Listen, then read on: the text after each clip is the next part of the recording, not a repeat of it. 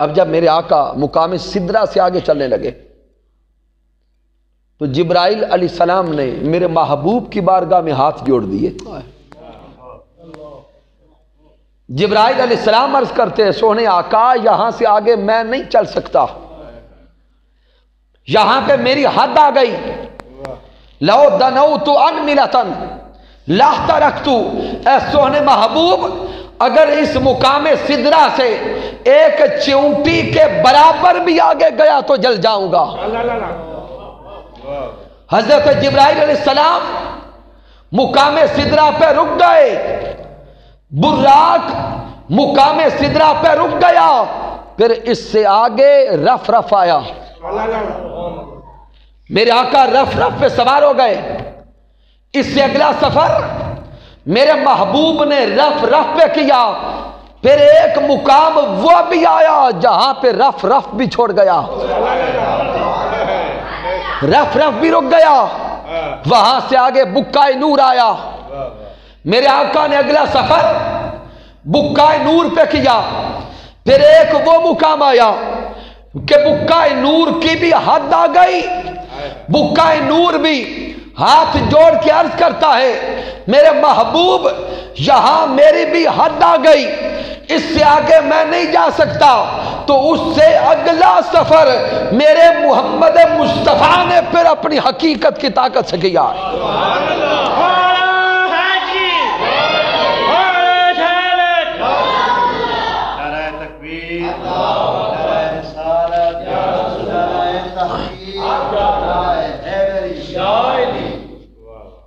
تو سامعین اب تصور میں لائیں کہ محبوب علیہ السلام کے سفر معراج کا آغاز ہوا مسجد حرام سے. میرے آقا پہنچے مسجد اقصیٰ تک، وہاں سے چلے تو سدرۃ المنتہا تک. سدرۃ المنتہا پہ جا کے جبرائیل علیہ السلام بھی رک گئے، براق بھی رک گیا. پھر رف رف آیا. پھر ایک مقام وہ آیا کہ رف رف بھی رک گیا. پھر بکائے نور پہ چلے. ایک مقام وہ آیا کہ بکائے نور کی بھی حد آ گئی، لیکن میرے مصطفیٰ کی ابھی حد نہیں آئی. باقی ساری مخلوقات پیچھے رک گئی، محمد مصطفیٰ اس سے بھی آگے جا رہے ہیں.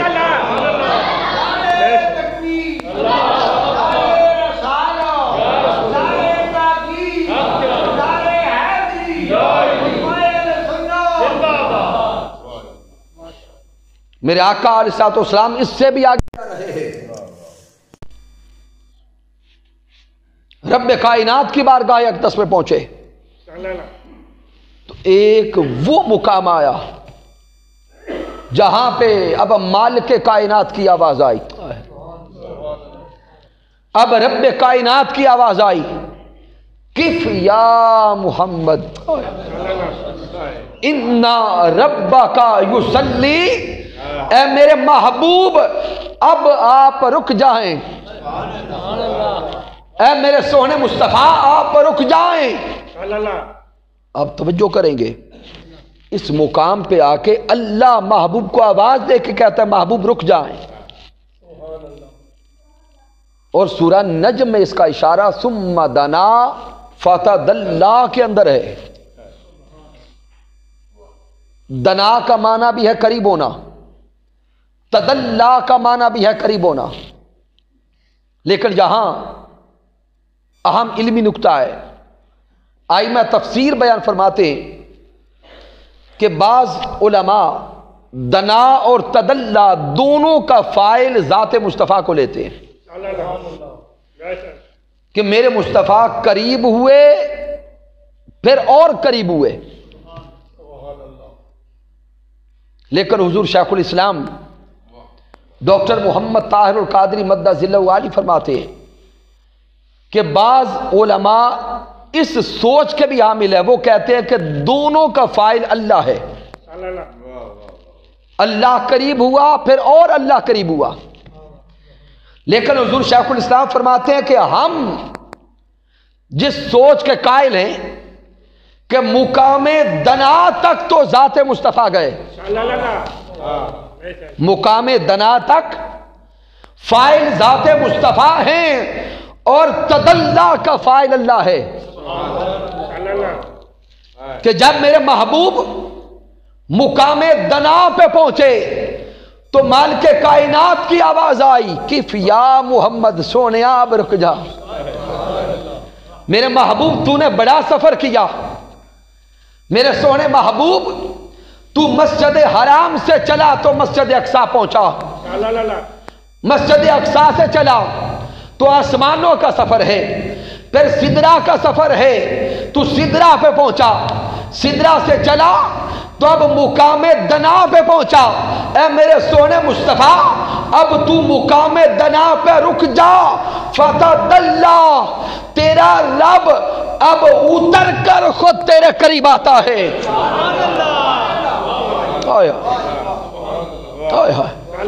مالک کائنات نے فرمایا ہوگا میرے محبوب تو نے عالم ناسوت کا سفر کیا، تو نے عالم جبروت کا سفر کیا، تو نے عالم ملکوت کا سفر کیا، عالم لاہوت کا سفر کیا، پھر عالم آہوت کا سفر کیا۔ میرے محبوب تو سارے عالموں کا سفر کر کے آیا ہے، اب پہنچا ہے مقام دنا پر، اب تو رک جا، میں رب خود تیرے قریب آتا ہوں۔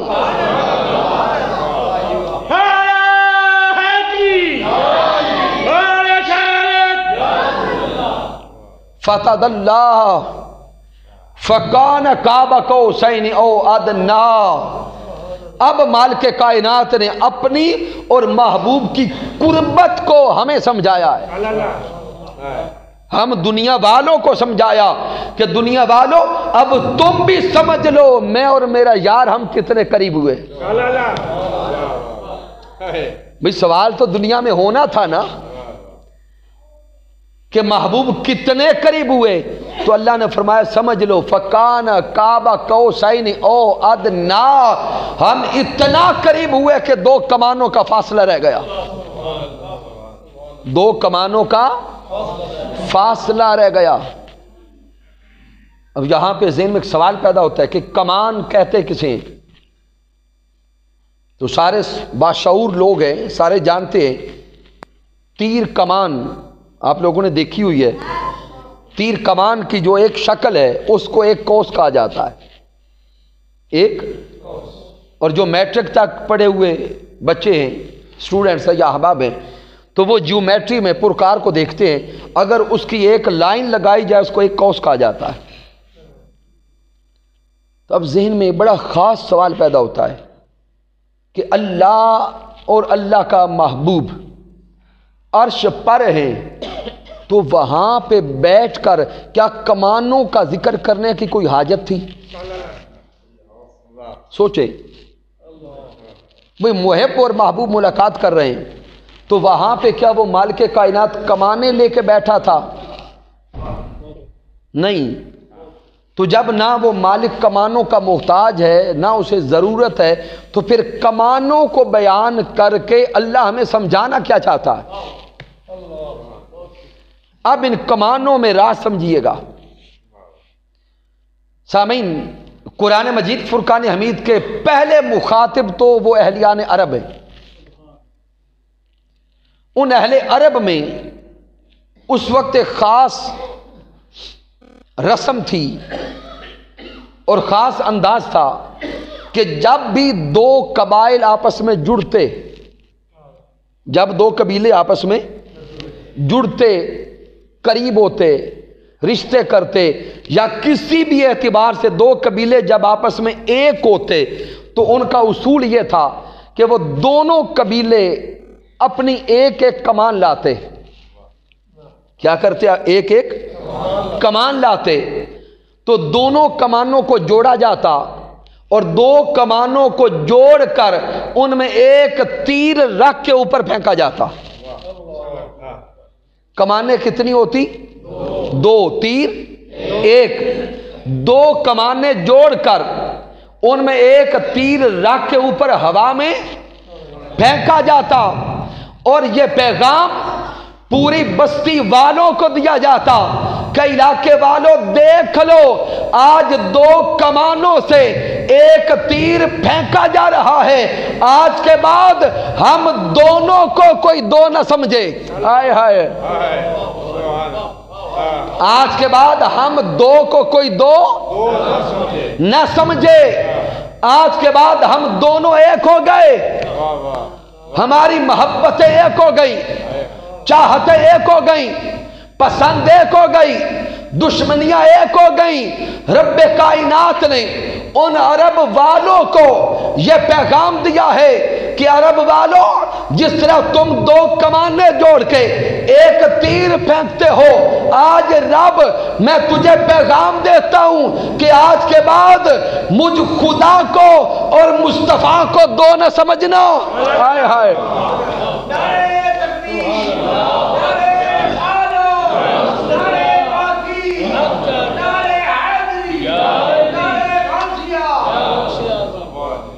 مالک کائنات مکہ میں رہنے والوں کو پیغام دے رہا ہے، اے میرے محبوب سے دشمنی رکھنے والوں،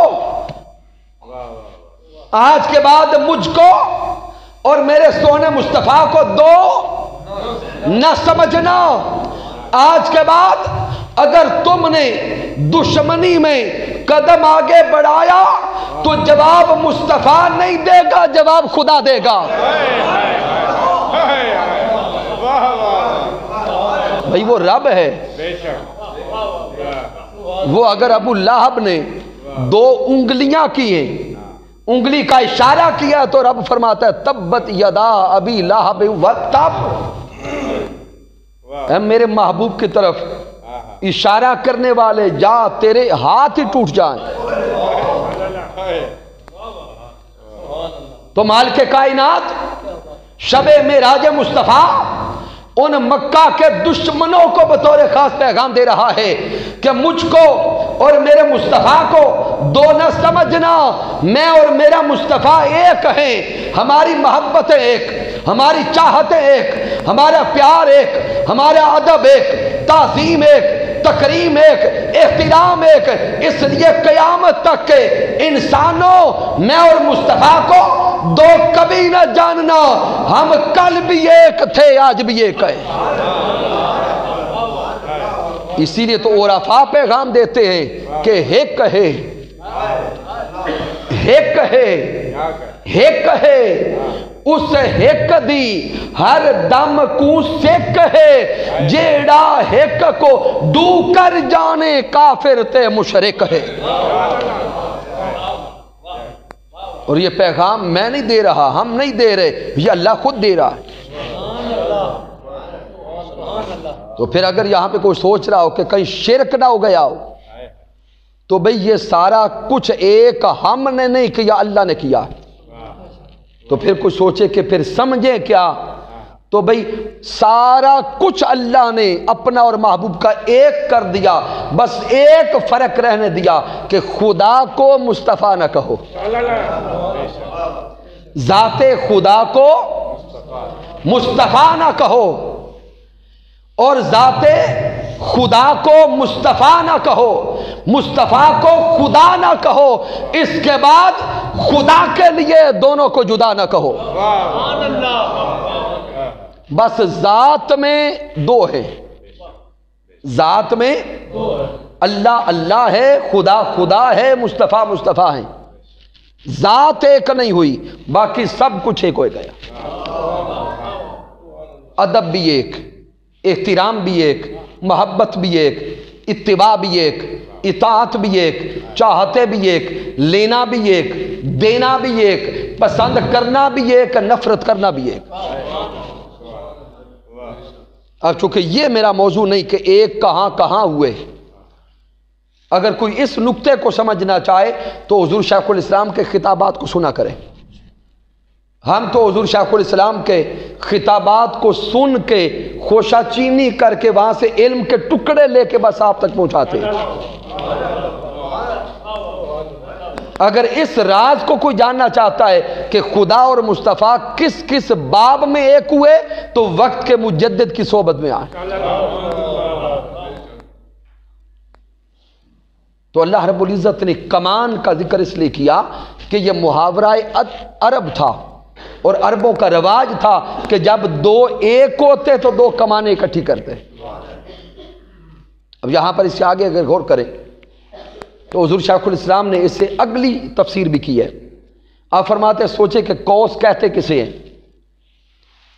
قوس وہ ایک شکل ہے، ایک صورت ہے. اب دو قوسوں سے مراد کیا ہے؟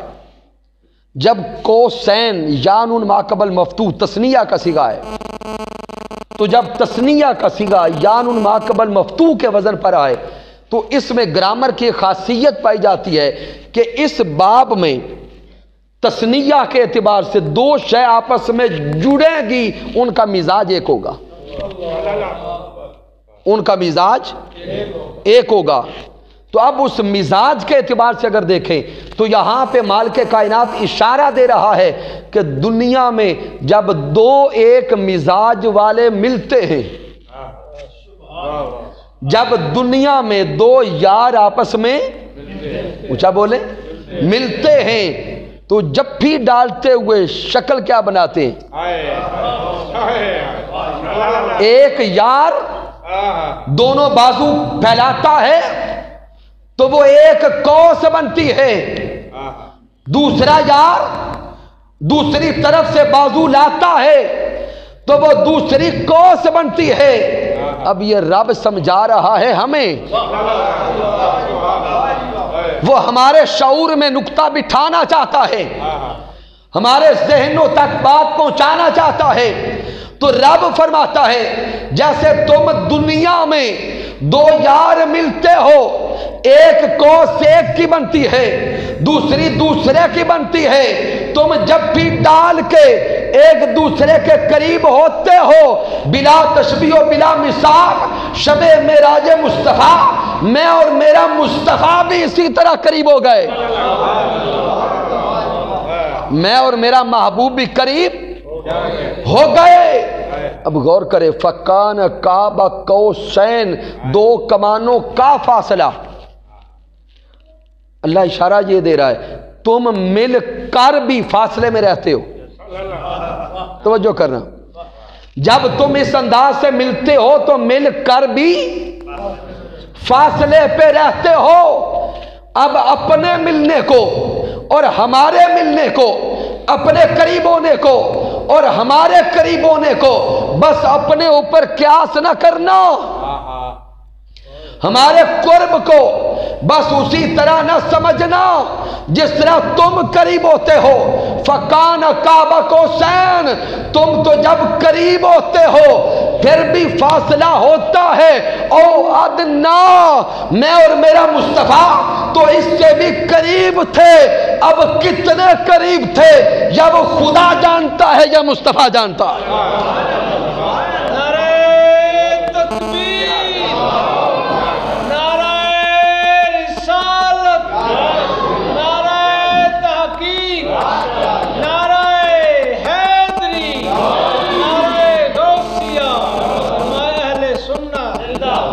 رب کائنات نے او ادنا فرما کے آگے دروازہ بند کر دیا.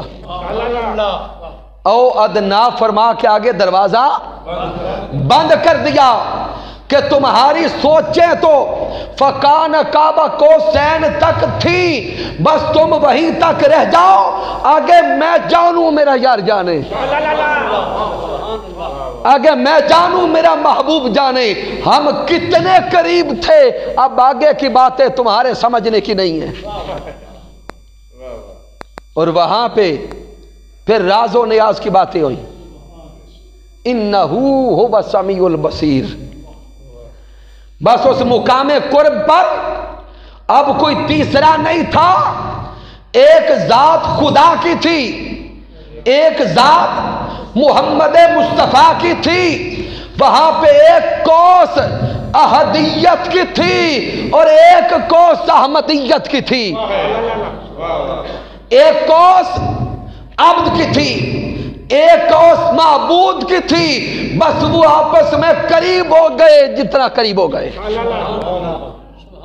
انہو هو السمیع البصیر.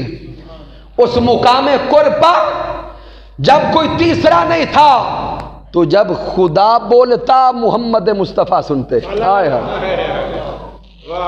جب کلام مالک کائنات کرتا تو مالک کائنات کا کلام محبوب کائنات سنتے تھے، جب کلام محمد مصطفیٰ کرتے تو خدا سنتا۔ جب خدا دیکھتا تو سامنے مکھڑا محمد مصطفیٰ کا ہوتا، جب محمد مصطفیٰ دیکھتے تو سامنے جلوہ خدا کا ہوتا۔